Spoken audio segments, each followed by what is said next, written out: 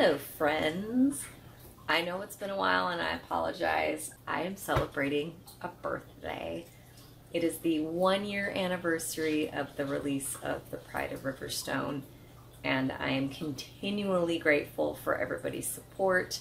Book 3 is coming out in September, and I do also have a new novella out as well. You can find that on my Etsy store or on Kindle. Today, to celebrate the Pride of Riverstone's birthday, I'm making something very special to the book, and those of you who have read it will understand why it's so special. I am making apple turnovers. I'm going to try not to get too spoilery for those of you who haven't read the book yet, but I hope that you do after watching this.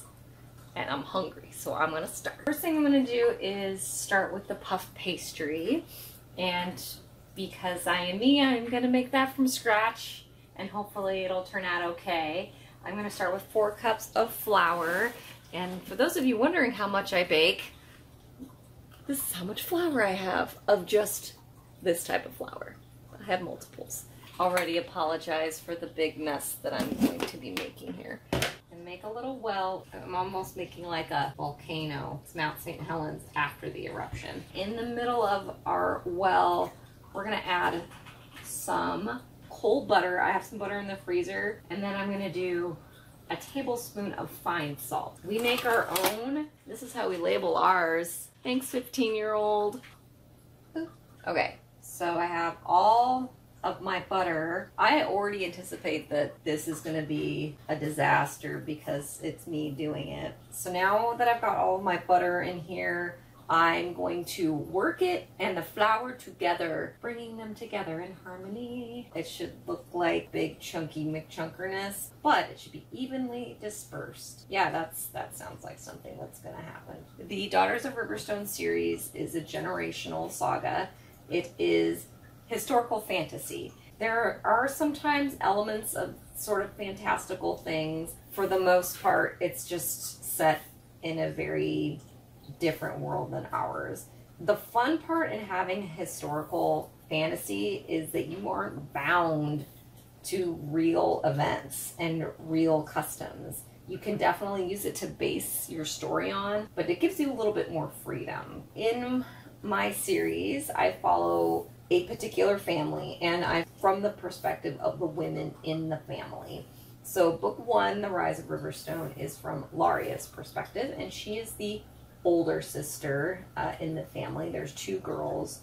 And for those of you who've read The Rise of Riverstone, you know the catalyst to the series is what happens to Laria's family. We follow what happens to her in The Rise of Riverstone, but in the Pride of Riverstone, we concentrate on her younger sister, Ula.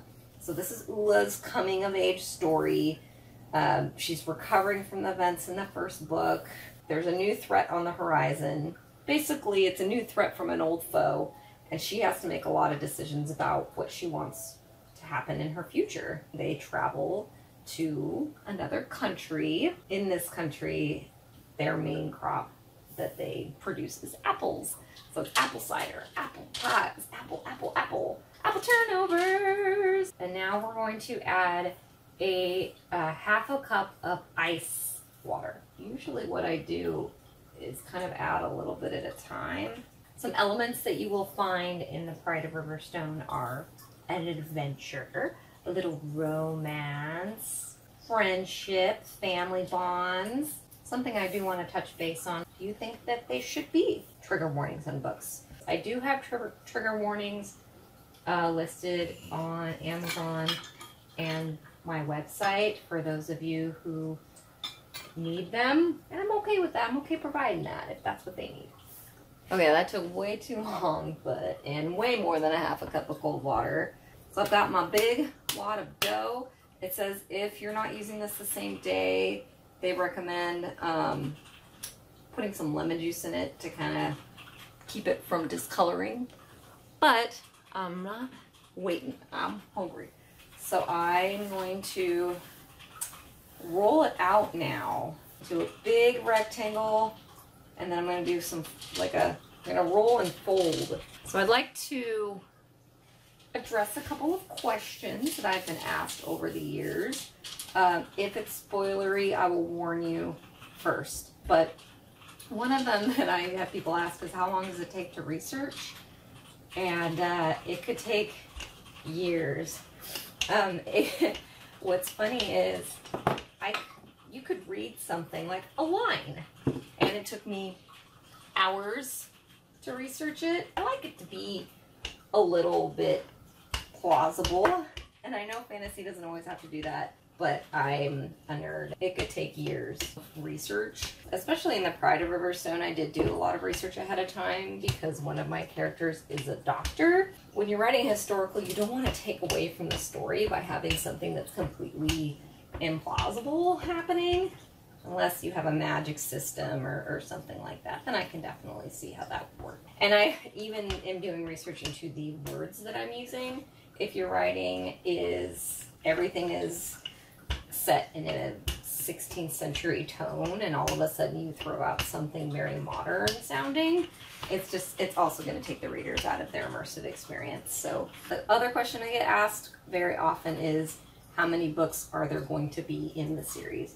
Right now I have 6 or 7, and then I have one novella out already, and I have another one in the works. If you don't know, if you haven't been following, the novella that's out right now, The King's Cure, is about Ristard. And it is set during the events of the Rise of Riverstone. I do recommend reading The Rise of Riverstone before you read The King's Cure. Okay, so now we've got this all rolled out. So I'm going to call this good, and I'm going to refrigerate this for later. Okay, I'm going to start in on the filling now. So our apple compote is going to be a pound, which is about 6 golden delicious apples. We're going to quarter those, and then we're going to add that to a pan with a teaspoon of vanilla extract and a 1/4 cup of water. And we're going to cook those down for about 10 minutes till they're nice and soft. While I'm getting that done, I am going to talk about a couple spoilery things for those of you who have read the books and have had spoilery associated questions. So if you don't want to hear about spoilers while I chop apples, then you skip, and I'll put a timestamp on what you can skip to. The first question that I've gotten a lot, mainly from my husband, is, when are there going to be dragons? I saw you, and I wrote them into the novel The King's Cure. So there is an epic dragon battle, if that's your thing. I don't know if there are going to be any other incidences besides that. I've also already revealed who the main character is in book 3, and that's Solwyn. And those of you who have read The Pride of Riverstone know that she is one of Laria and Ristard's daughters, the ginger-haired one. So she is going to be getting her own book, and then also her sister Kira, who is the twin, will be getting her own book. There will be another book that will feature Lilias, their older sister, as a point of view, but it's also going to be a dual point of view between her and another person. Characters that we haven't met before will be getting their own book. Another specific question I was asked are bad guys. We really want their comeuppances, and I understand everybody wants to see Princess Caitlin dead or Lady Sharp dead, but sometimes I feel like the best revenge are seeing their lives fail spectacularly. We do see Lady Sharp again in The Pride of Riverstone and get to learn how horrible her life is. And I think for Laria, that was okay. And if she's okay with it, then I'm okay with it. I also, if you've read The Pride of Riverstone, have had somebody ask, we could see Kit again. We're going to see him again in our novella. When I'm writing, currently it will be him and then another character that we meet in Voyager of Riverstone. If you've read the book and you have spoilery associated questions, go ahead and ask me. Will we see more of the siblings? Yes, of course we will, because I love them. Okay, now that our golden deliciouses are on the stove, we're gonna chop up our Granny Smith apples. We have 2 of them, and that's gonna be into uniform squares. And then we're gonna saute these for about 10 minutes on high heat. One thing people have asked me about selling my books in general is where's the best place to buy them, where I get the most out of the sale. And I tell people Etsy, and I've talked to people about Amazon before, how much they take. They take a lot because they're a middleman and they also need to make their money. When I sell a book on Ingram Spark, which is the distributor for bookstores, I get pennies. I've debated on whether or not I'm going to continue with Ingram Spark, and I think I will because that's where bookstores find you. They won't buy from Amazon. So like my local bookstore carries my books, and I do encourage people to buy from them because you're supporting a local bookstore. Kindle, KU, you know, you get some. Page Reads, you get fractions of pennies on the dollar. And that is why I exclusively have the King's Cure on my Etsy site. Did not publish it, the physical books, through Amazon. And plus you get all kinds of cool stuff, and I sign them. So it's way more worth it to you anyway. Well, they're not in uniform, but there they are. And again, we're gonna saute this in a pan with 1/3 cup of brown sugar and a tablespoon of unsalted butter. The recipe also calls for some simple syrup, and I already have that in my fridge, so I'm not going to demonstrate how to make it, but I will tell you it is one of the easiest things. It's a 1-to-1 ratio of white granulated sugar to water. I usually do it a cup at a time because I always have it in my fridge for cocktails. You put the water on the pan, put the sugar in it, bring it to a boil, let it simmer, melt down all that sugar, stir it pretty constantly, and let it cool. Now my Golden Delicious apples are fully cooked down until they are smooshy, and the next thing I need to do is blend them. The last time I put something hot in a blender, I died. No, but I did get like a really badass scar right there, because when you put hot things in a blender. But I think this will be okay because I'm putting chunks of apple in it, not like a bunch of liquid, and hopefully I'll survive to tell the tale. Spoiler alert, the blender did not work well, but I just ended up doing it batches in the food processor, and now it looks like applesauce.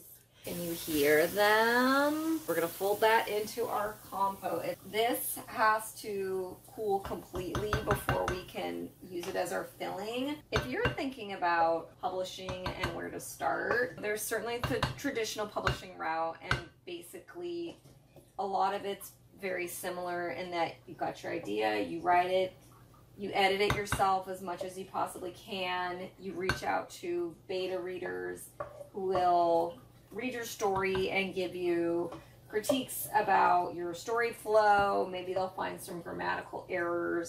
You basically get your book as polished as you can before professional editing, which I highly, highly recommend. My editor is fantastic. It will get you to that more polished place where you want to be, where then you're going to start querying. I know people who have sent out hundreds over many, many years before they get their break. Or like me, you could go the self-publishing route.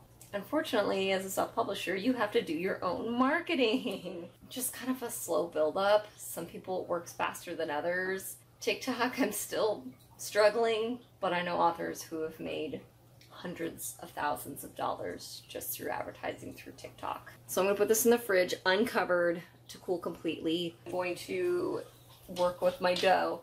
I've divided it into 2 separate chunks, and we're going to roll this out into a 14 by 14 inch square, 1/4 of an inch thick. So another thing I want to address, I was originally not going to have the King's Cure be on Kindle because I was trying to stay away from Amazon, but I had a reader approach me and was like, is this a possibility? Can you do this? And I'm like, you know what? For you, fan. Also something to consider is audiobook. I have been asked if I would do audiobooks. I would love to eventually at some point. For a lot of people, that is how they read. I read a lot of audiobooks, and I'm not even going to argue on whether or not that's actual reading. It is. You're absorbing the information. Don't be an ableist. Audiobook reading is still reading. And there are some amazing audiobook narrators out there that once I've heard them, I would just read a book because they're narrating it, because they're amazing. I would love to do audiobooks at some point. And now I need 8 discs, roughly 4.5 inches in diameter. And I was able to find something roughly that size. They're like the biggest cookies that you ever made. I don't think I'm gonna get 8. I don't know, man. Well, there's 8 of them.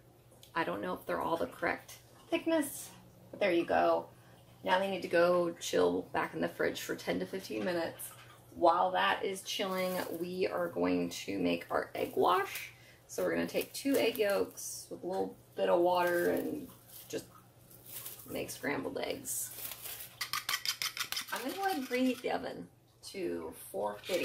So I'm going to start assembling. So I'm going to line these up, and then we're going to put a rolling pin in the center of the discs and roll them up and down, just kind of concentrating in the center. We're not going to roll like all the way down. I don't know how big they're supposed to get. Wipe off some of this excess flour, and then we're going to do a heaping tablespoon of filling into the inside of this bad boy.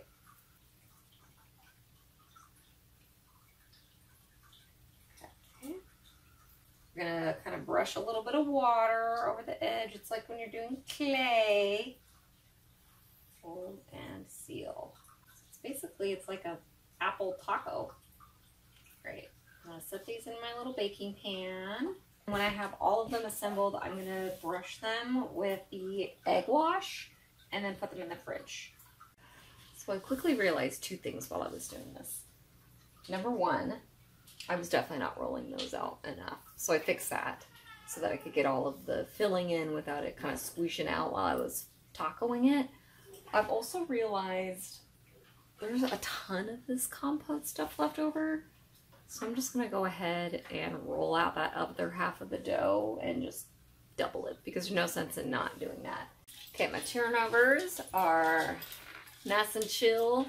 So next we're going to do another wash of the egg yolks, and then we're going to poke a little hole in them so that they vent and don't explode, and then score them with the back edge of a paring knife.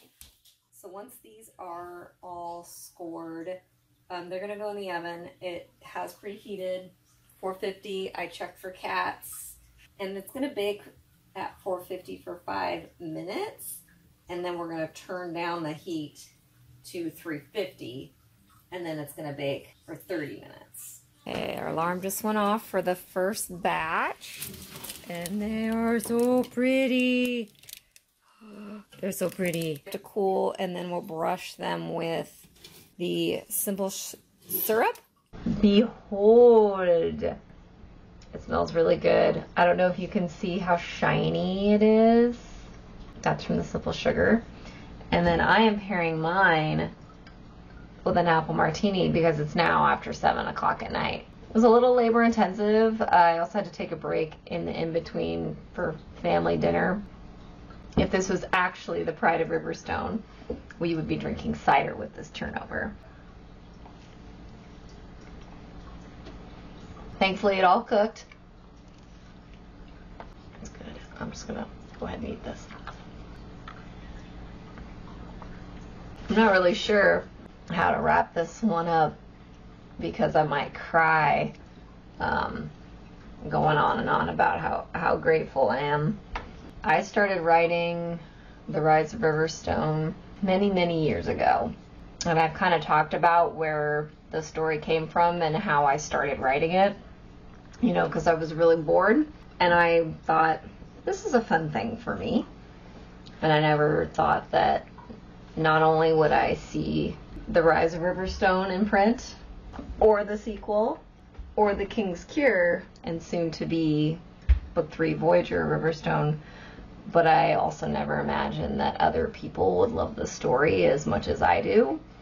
And it's not about the star reviews or the number of reviews on Goodreads or Amazon. To me, getting a text message from someone saying, oh my god, I just read your book and it was so amazing and I can't wait for the next one, means the world. Thank you for being here. Please see me again when I review another book.